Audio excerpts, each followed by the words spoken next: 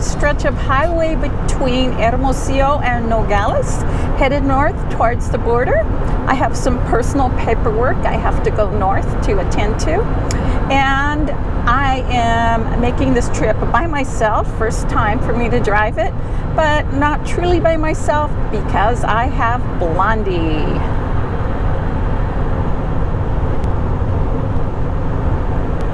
During the approximate week that I will be gone, Lee will be putting on new bottom paint and packing the boat. So hopefully by the time I return, the boat will be ready to be splashed. Oops, gotta go. That was a federal police inspection I just went through. Traffic narrowed down to a single lane, and the officers were just eyeballing the traffic.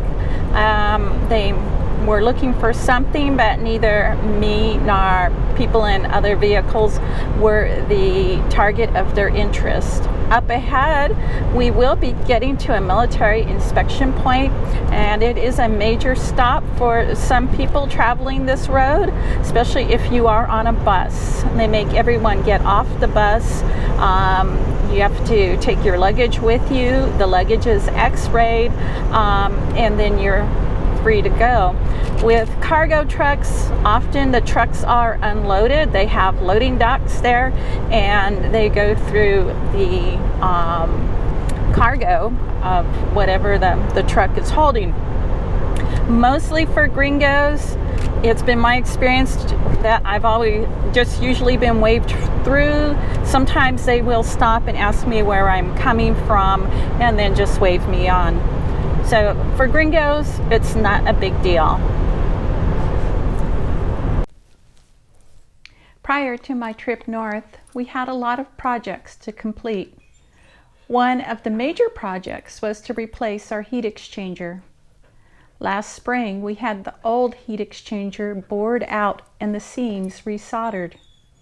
The engine was briefly used when we splashed last summer, and during that short time, the seams showed evidence of leakage.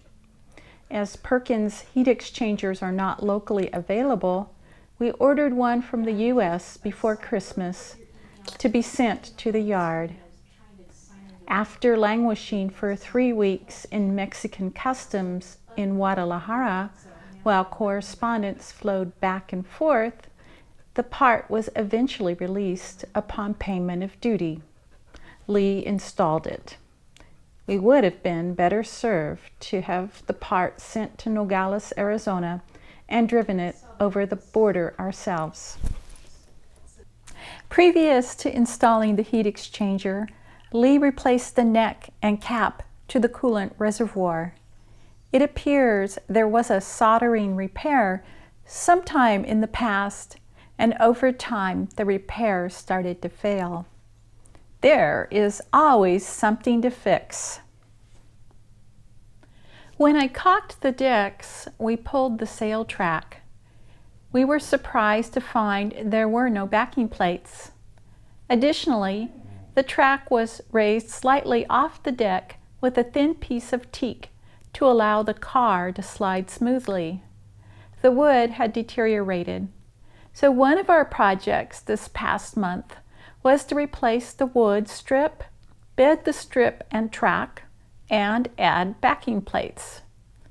It turned out to be quite a chore to fabricate backing plates to match the existing holes and to get everything to line up without making a horrible mess with the bedding compound. After a lot of thought and test fitting, the task was accomplished. Recently, we filled our water tanks, and while I was searching for an item stored around the water tank, I discovered water leaking from the inspection port gasket. We purchased gasket material, and using the cover as a pattern, traced the outer circle. The bolt holes in the gasket were too large for a hole punch, so Lee clamped the cover and circle of gasket material to the work table and drilled away. We wanted to have the gasket as stable as possible for drilling the holes, so we saved cutting the inner portion of the gasket until last.